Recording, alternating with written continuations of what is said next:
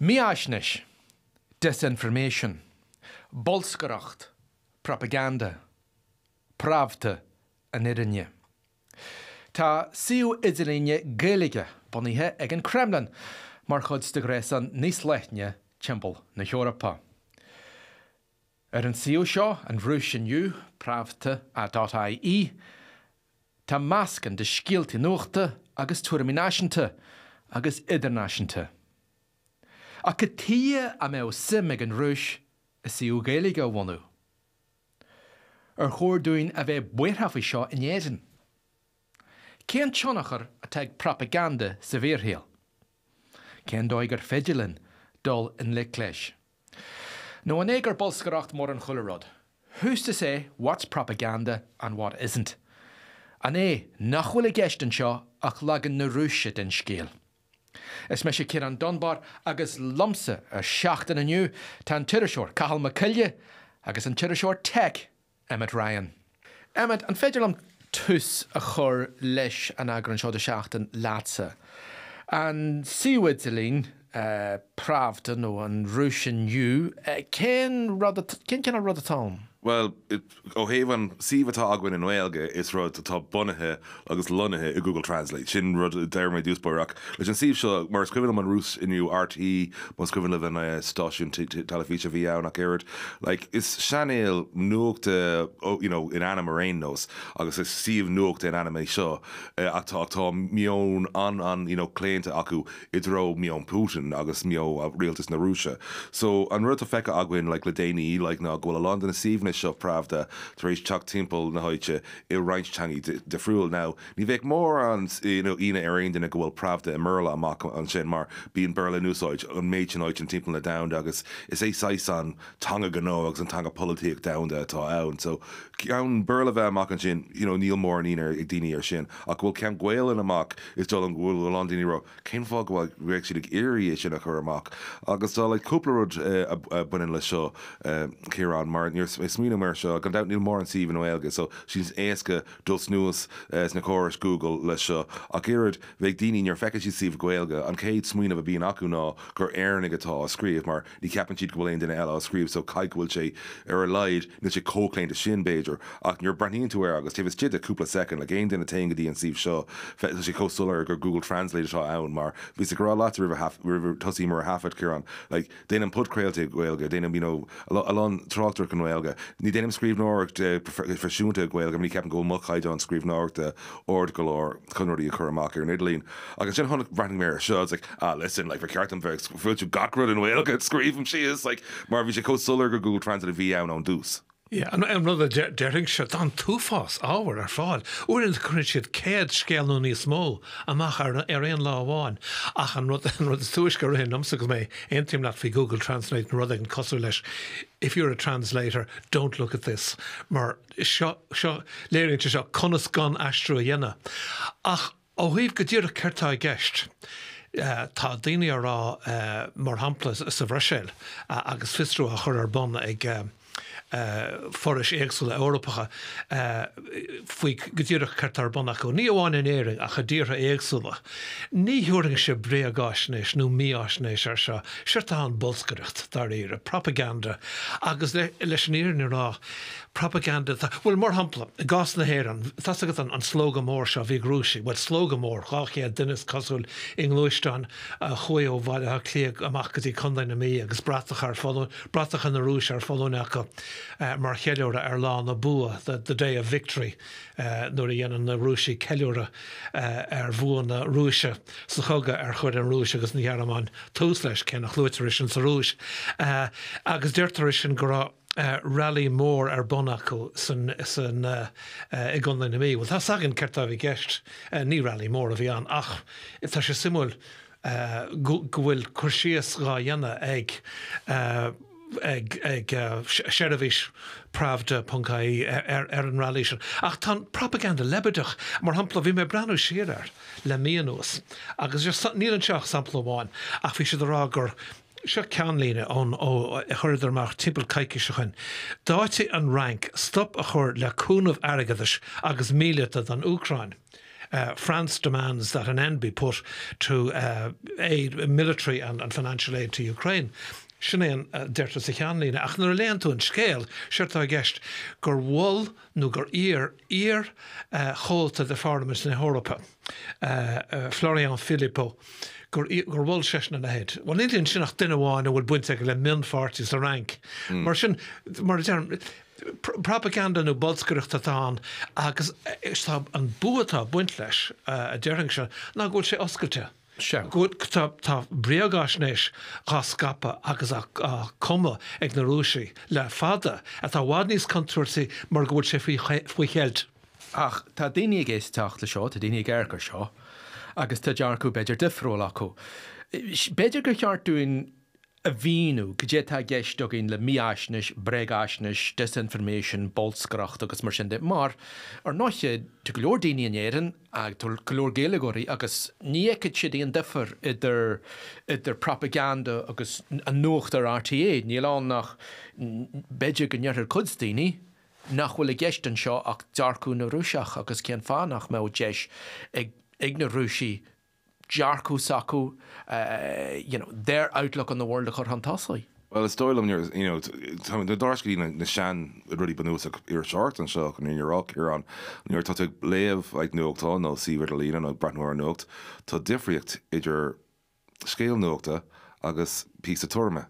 Agus sin Derek agus tá ag fáil pí turba an seo mar níltig ag fannach Derek leis na féraí an seo le pí nuachta níor cór ar leid le sin an móhí agam sa le breis fé blin is níor cór go méid éon túm a dul stack out agus éonú a chuintú stack a heh míú de cag sé bheith lunathirí banúsach má aber nach digan daoine Curtis brí le focail nó Curtis brí le túm éigen ach bheith tú daanamh an méidir lú gur féad le a scríomh chun túm a chuir stack an sin mar tá géirí Derek na féraí occur le scale nuachta. So mar bín argantí seo agam le macáide faoi rudí gcóí bín sigur os gur ceirtá difriúil seo ó na lehannicí tuairme san Indo leis an síomh seo sin na lehannicí tuairmí, le mé caiint hí na lehannicí nuachta an seo agus tá difriocht dul mhórrán agus just durá an rudí bhí ará cáil rud a cheas amachtam faoi seo mar Sais table seo ag seaan sé amachta móhéh an príomhhaid gur féidir le pravda de máistrí aanamh, níl seo héh bolscrocht, níl seo héh aon éfacht ar an tágan na teach suas. An áirteiste agus a manteist, mar mé ag smaoine faoi tiismathirí nach bhfuil mór an Gaeilge acu agus a géirí teachtar áitne gur féidir le carú lena fáistí. Le tá caiint fhí commission na man agus an réaltas chuir gur féidir le óhéanamh. Bhí ceart an roiinna dachas for buinte an seo mar seo bheith de tiismóí agus smíanamh seo áit le scéaltaí an Gaeilge beidir go goráisi le. Tá si ag fálam Google Translate seo, bheith sé déanamh duchardó bh héh fálam na Gaeilge. So do ruí bhir mé mar tiismór fhí láthir bricas a daoine le fáistí agam. It's like mar bhéic sé sin mar tubaiste amachchas amach an down so do marí gur har bhí mé hain. Like Mas a bheith go láis mar má dagan siad ar siomh an sóid sais seo. Tá scrífa go léir it Google Translate, níl scrífa an Gaeilge. Bheith déanamh duchar do chuid fáiste agus iad géirí dul in leid. sé dul léite chuidháide sé nó falla focail níor a thuúg mé ach a rís cail síl caiid agad sa snáin agus láirta agus bíon tú ar Twitter agus bíon tú scríú agus fecinn tú na daine a bhíonn sa tuairt freigra deit beidir ar tuairist é do go leor daoine go leor Gaeilgeoirí san éireamh. Is as Washington na Brega, is as Moscow an Irinne pravda mar a deartha. Yeah. Well, sin fá go ceap go sé táhachtach go meach muid siléir faoi go dtíar a ceirtá faoi chabadil agan. Agus níháin ní hééis sem a thuúdam se má bhreaníontar ar ochláir ar bith. Tá difriocht idir breag asneis sé sin ará scéal nó fianaise a chumtar déan ganó chun dalamólóg nó míróir a chur ar réine. Breaga. Glán agus a chumtar tuisgur agus a scaptar tuisgur breag a iad. Mí asnéis tá méid sin san áidirh ach tá fasnéis freisna tá lochtach nó bearnach nó gan a bheith omláin.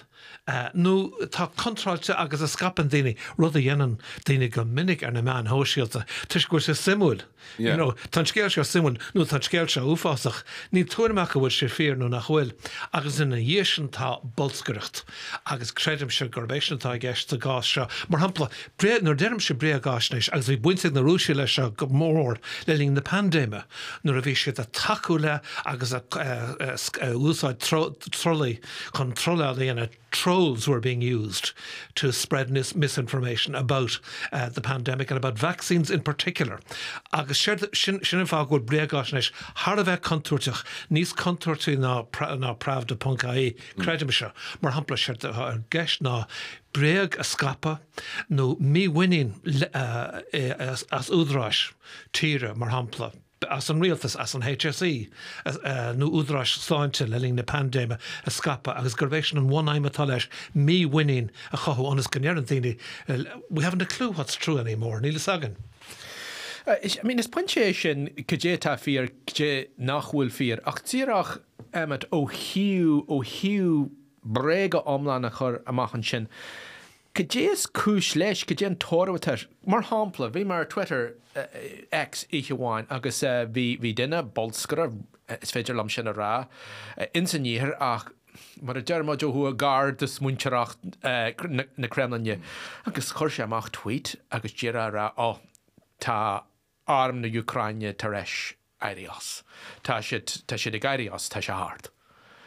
Agus hecail mé ar BBC World sin rud a rinme nó agus writers agus rinteach a dhéile secail a sí sin fér. Ní ó éon idirne leis a cén fá ar bhac se lena lehéad a chur amach an égur chreid sé héana an nó an égur chúis ag an leis. Like, what's the point in it? Well, I'm going to piece of star heritage on show.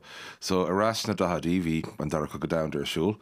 Agus for Stalin scale Arash o candidate agency Viega in Merlin. A Viagra, Garel Stalingrad, Teresh Tichim to the Germanic. Mar leg an agent seo de Sturmer agus má tá is go ir sin bhí sin an New York Times Post bhí na Nazis ar an dar go damta agus bhí ar na daine ag upperle Stalin míúdó gur bulscrucht na Nazis an New York Times seo ní an éan a bhí ann.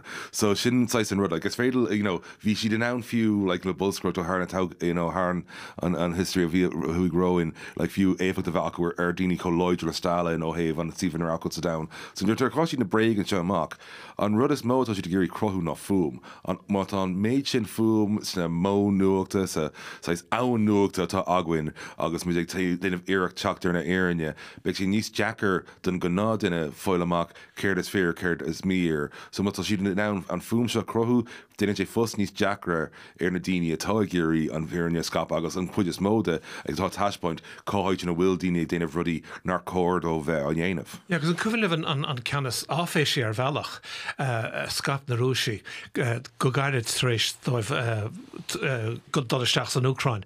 Nuair chuidir dúsá siad AI chun créile beochréile breagach de Zelensky an tuchttar an Zelensky scap siad é. Inar úirt sé fecht an rúsí sa tír bechordún géile. Tá deire leis an trid. Now, níor bhar níor chred daoine an ach ar fá cúplaúideach le, beidir cúpla lá a bhéid. Ach ar fá na tréimhse sin, bhí áras ar ghaoine.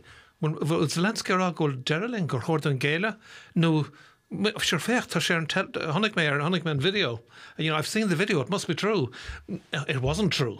Ach, na nílann sin nach sampla beag goháin ach. Tá caiideán an sin ag dul in éirde, mar gan da le feicimiid ri agus is dóilm go chonig a lándaí na samplaí le Ciara Doherty as Virgin Media bhí cean bháin a bhí an Ciara Doherty agus Martin King as má tá olalas acu ar na gunatá daoine sin ceannas dúna all ceann fear blá líoch hí sais go Benedict Cumberbatch ag Martin King agus go bhharcánig a Ciara Doherty so bhí sé solar dúine okay ní híad na daoine seo atá ag rá na rudí seo ach é sin ráte tá caiideán na AI seo ag dul in éirde so bhí láthir is félinn bra ar rudí có solar sin yeah gan doubt ní hé sin Zelensky mar hampla ach tá muid a country like blian Beiidir blian go le ina bheimiid an ann fís an cosúla Zelensky crothú a gapmhá gur Zelensky é. No Simon Harris. Gan doubt. No Helen McEntee, mar hampla. Níor bhhail am a bheith róart nósach nó ró intalachtúil ach is lemme rud de scríomh an falsannaí hana a rent ar na málamh agus credim gur fear. John Starrell aniu. Credim gur fear an quote seo. Ní wacha me le híracht gaelige a chur ar a thuirs agus dúir sé, on the road to totalitarianism, people believe nothing. And then they believe everything. Agus sin an rud nach digam tá daoine an ní creidin siad focail RTA ní chréitin siad focail san Irish Independent ní chréitin siad focail níis caihí mud fad fragracht orí na fad a bheith léomh an Indo a bheith géisteach le seachtain a bheith géisteach le RTA agus a bheith smúniú faoin námantí tamaidir rá níl rá gur bheith seo an irinne, but he says, she says, cai tú tá a smúintú. But cén fá chahal más tú. Cén fá bhfuil muid an foiinse na gréitin daoine a rá ar a BBC a chréitin siad gach eile WhatsApp message. Sin ceist an aráin ar fad. Is dó gur bé candas an tunnach leháin atá ag an Idirlíon go háirithe. Nu na meán hóisiilta mar léas ar an Idirlíon. Go naim sin tú agus goil algorithm an chun cuidiú leat, go naim sin tú fasnéise éireanda a thuairim. Agus sin treéis tamil éironn tú as a bheith lorug tuairimí as a bheith lorug fasnéise nach bhfuil teach le a thuairim. A mar sin tú a fáil ach crothúnas nó taca le a thuairim hain. Now, ní dálam gur mór a bhtá i gceist an seo ach nar a chuimhníonn tú ar an tribleid meile a clia an orí mar hampla. Ní hastíon ach legasin, dazin, taobh muid a heach politeora nó cúplacéad duine is rádí chonel a chreidean you can't believe a word the mainstream media say. Agus nach bhfuil éon bheas acu ar struchtúr má ecan tú tuair san Independent. Tás agad gur nearna duine ag an obair ar an tuair sin, gur scríomh an duine sin an tuairis agus gur chuir sé faoi bhráid agarthóir é, agus gur chin an tagarthóir, OK, tá sé seo OK, this is true, we'll publish. Ach, ní dónam gwyl an mass mar bachóir se dearca se nationanta ar an struchtúr sin agus ar na struchtúr agarthóireachta an ag minnach credim ach séidir féidir na minnach an túfas domáiste dhéine ar líne nó faríir mar hannig muidir meile ha clías a tráid. Tuairimí firicí firiní te gachrad másca bhfuil an éaghfuil baríocht ólas. Yeah, sin an five like tá méid sin olalas amachchan sin faoi láthair agus tuairimí amachchan sin faoi láthair. Like tá sé an Jackart an gná duine like dul 3 days sin an fáing right size an áhan den nóg tá agil an seo mar tá ag dul air like tá ag irí teachtar rudí cóhéas agus go siimplí is gur féidir like le máthair like tá sí snáchtadí like breithníonn si ar an nuacht agus sé agus é sin sí le drive time agus sin basically an dáród a bíon eici agus le lá daoine sin é ach is dóil am an buntáiste tá eici ná níor sí rotóca leis an Idirlíon mar bhí sé tháinig sé staach beagganí déanaach in a héal so tá sí announce rí a gear sí is tí hain. Tá sí bhád níos Jackar de daoine faoi 8 chun níorne rá é sin éanamh dó féin mar chuir bhí an déanamh agam agus mééis dul Jack an seo mé an gohannig breitnir Twitter rudí bhí rá daoine beag daoine ag géisi leis an fudcuile seo nó breitnir ar YouTube agus is dóilm an ceist a ceartmh a chur orthú hain nuair tá sé ag breitnir rud seo ná an mé breitnir rud nuacht nó tuairmíocht mar an bhíon midne agus muidir teachtar seo gur muidir tuairmí an seo ach minic an duine a bíon ag dul isteach ann ní smíonn siad níl na lad seo ag tuirt an nuacht an léadú an tá sé tuairt a chuid tuairmí agus sin an rud Come muidne sa mainstream media bheith ní sulir faoi ceir atá néanamh aghain hain. So níor tá dig dorá seo rud tuairmíochta cégur bhfuil sé sulir dúine agus tá ceart an néanamh agam cabhéidirna bet beáin ní siimplí ag an túsa stoil am hain agus rá le seo rud tuairmíochta seo nuachta Broner an go gáún é seo dhéanamh a camé cumach go simplí go féidir. Beidir gur botún é liganta thuiriscóirí agus tuiriscóirí más óg fiú pí tuairimíochta a scríú agus é a chur a neice leis an tuairis go chu náithe ní an idir sin bun cudstanna cíntí sin beidir le cuasaí agus. Té sin ar go dtíí an feibe inistíos na man faoi láthair mar an cuasa bhí lua ag cahall an sin níl an méid sin agathiríanna heile níl an méid sin fu agathiríanna heile agus sin an fágad bheicimiid an méid sin botún ag dul srí ó scéalta nar chóirhar fáilte tá si do ailte agus fiú le daoine ar recinn siad gohfuil feibanna leis an scríbhnár leis an punctuation bíon si de ceap an féidirlam an scéile ghlacha mar níorne buí nachhfuil an duine se chun iiri sin ebre seach an so nuair feicimiid an feib inistíocht se aghain nó héh agadis san man faoi láthair agus feicimiid na botún beag seo a taon tríd ní caríonn se sin mar botún beag ní beotin bog agus in bíon sampla olmhór de rud nach chóir bheith fáilte an omláin Dín sin a bhdís má damá se dúine na gnábhain ná bhí actually riamh donna rudí dín seo ag éirí sa bolscoach a crothú. Níl réiteach ar a bhaib se agam nó ar a gceiste agam, beidir bhfuil réiteach nó freagragus ar a gceiste seo. Má chuirrim se agus golóir daoine eile tá Harlan rud céanna leo, má chuirrim se rud áféiseach ar nó scanalach má chuirm ar Twitter agus má dearm fechan áféis seo, fechan ráméis seo, fechan bhréag seo tá scap ag duigen. Racha se sin bei luas faoi, bei fáilte golóir daoine faoi, agus é silir an bunrod gúil spéise golóir daoine an. Ach má chuirm se alt fiúntach nó tuairis nó óráid nó caint gur fiú de thuairt mar ghfuil rud ag an fiúntach árá ag den éigen nó a scríomh ag den éigen. Ní rachaíach fíormheag an. Ní chuiríoch fíormheag an daoine spéisiúil. Is brala daoine rudaí a spéisiúil. Nílan ar líne agus ní hanan an síl ar líne buchas a dí agus an fíorhéal. But sin bhain éireann ghrána ná online people are more interested in what's interesting than what's true. Ní bhaim gúin scéal áda ach simar atá. Ach sin an bailach an riamid mar daoine agóí gona bíon mísmo simime gon iridí simú nátá éarne ann.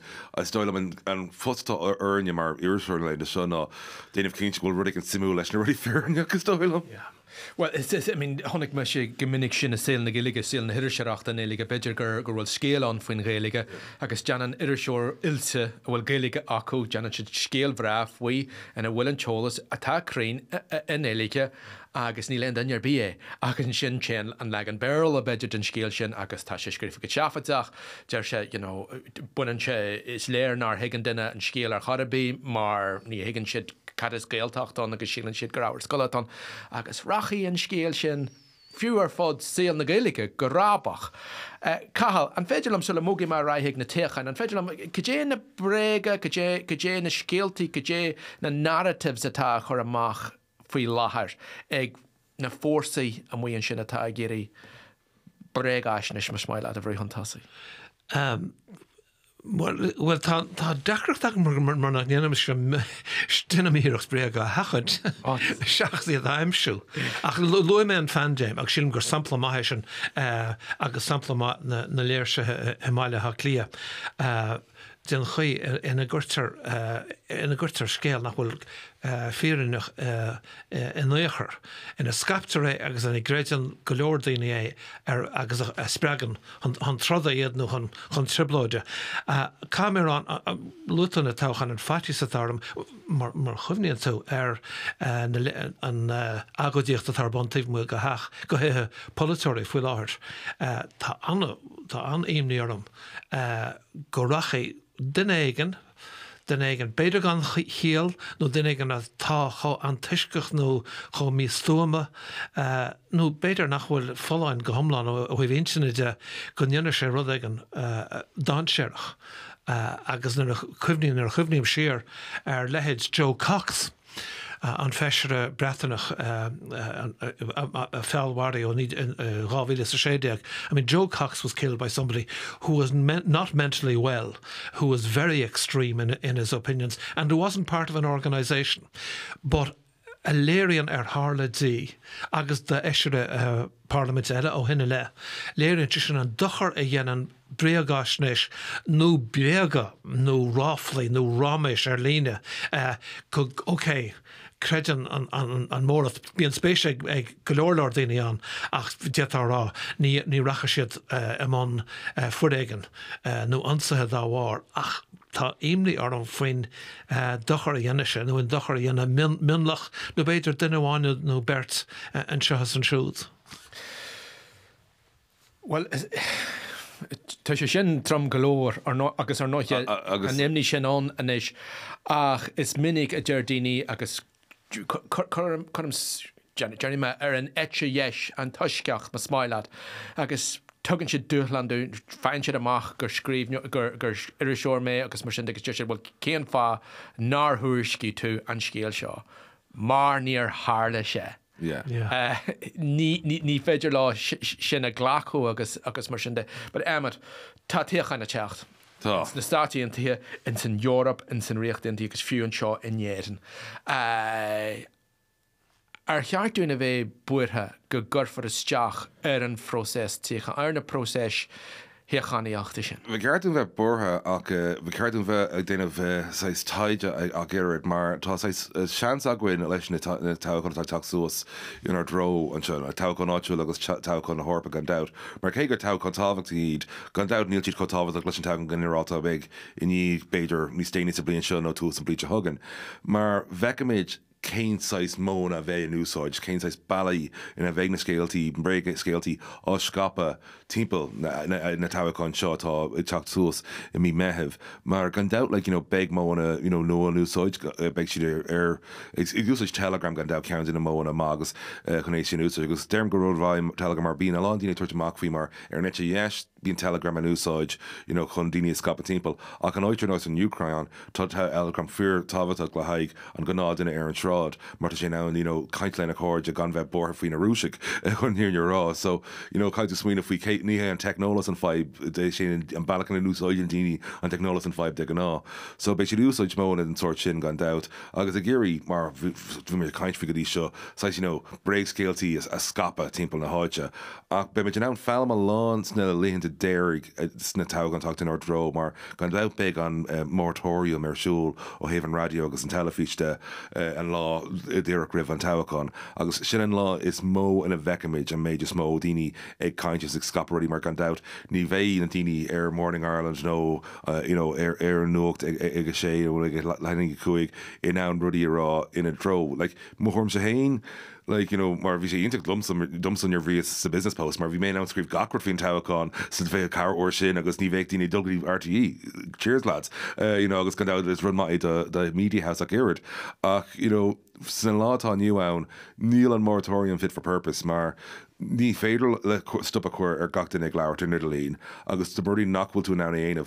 Bheit córas dóilm na ruí gur féidir leis an gnáin am muoine bheith acu like an RT and Virgin Media News go bheith siad an ná dul amach an sin agus fiú newstalk an dat mar níl siad an ná an leabhart faoi an táhacán an cé go bhfuil na daoine seo chuile duine eile le fiú putcréilear nó seo bheith muid an putcréile chuir amach do ruí grammar géirí an lá dúach rih an táhacán ní bheith cead ag RTE agus sin an difriúil. Agus chu swinú dúach ar hampplanis fi caiintear ar hampplaid an dochar a dhéanaan breagáisnéis omláin breaga gan náire ar líne agus cyflifin an scéile scapú ar líne faoi bhusanna I dúisgart bhleach lia.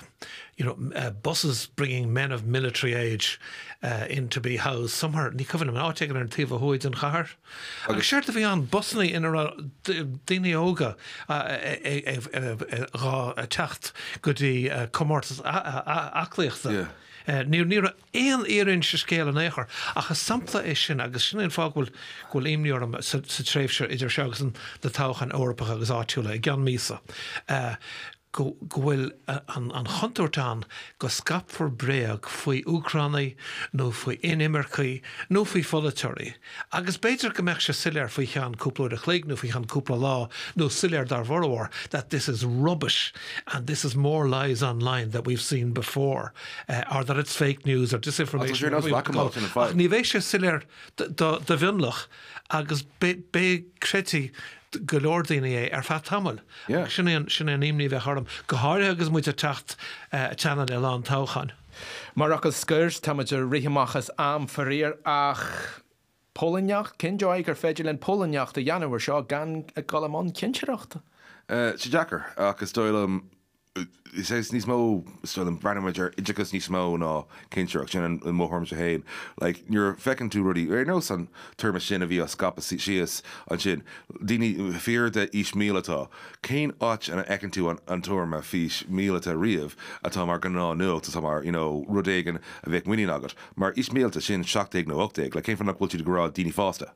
Smuoine faoin na termí atá an úsáid ag na síomna bhfuil ag chuna ag na áitina bhfuil ag chuna scéalta se timppel. Mata sé úsáid terma ar nó sin. Déir leat céir atá siúil an seo, just be skeptical. Sin an rud agus bhí ceart leis na gan ábhain bheith skeptical bhú faoi I gcónaí mar sin sa an fusta aghain chun muoín an feblií comid é airnáil níl sé aghain mar rud gur just bhfuil ann. Comid é airnáil. Tá cuacht ag an commission táchan chun éalacha chur roioine bré go haring siir agus adháil nach ra rud an choúach faoi íorthir táchan féirinach ach nílan chuacht tá sé seo chun casta nílan chuacht ní bheith sé a bhaim go thomlan gan táchan seo ach bé i gcóir an nál táchan ach is teistha an táchan seo go bhheicimiid cén leas a winfar as an daine as agus an one aibatá na gcónaí that the lie travels further than the truth. Yep. Agus fiú má héanta raibh mé léirítar nach bhfuil rud ag an fear bei drám anna gcónaí chréirtaí an bhréag. An drochúir ní mórú agalinn sin marhealar chusaí spáisiir an disc creide nó nácréide ach bhile mhuichas a chur inniuúil díobh beirtas teach aniu. Emmet Ryan can mo chuile gur míle maigah. Ínta bheith leis. Agus Is me sé céar an dún barach agus bí Tessa Fleming in éanacht le Roisin ní bhfuilein a léire an agran seo de seachtain. Be Stephen O'Brien a bhí amón cuasaí fuama. Hannig na gearthóga fuama a chulató ó RTA, BBC, Sky News, Radio na Gaeltachta, TG4, DW News, Channel 4, France 24 agus ó Reuters. Mar sin go dtí an chiadú eile sláin agus bannacht. Éanú lá déag de bhhealtaine, bíle Piaget agus Electric Ireland The Darkness into Light. Clóraigh agus bailí airgid le cosca chur ar aon warú ag darknessintolight.ie.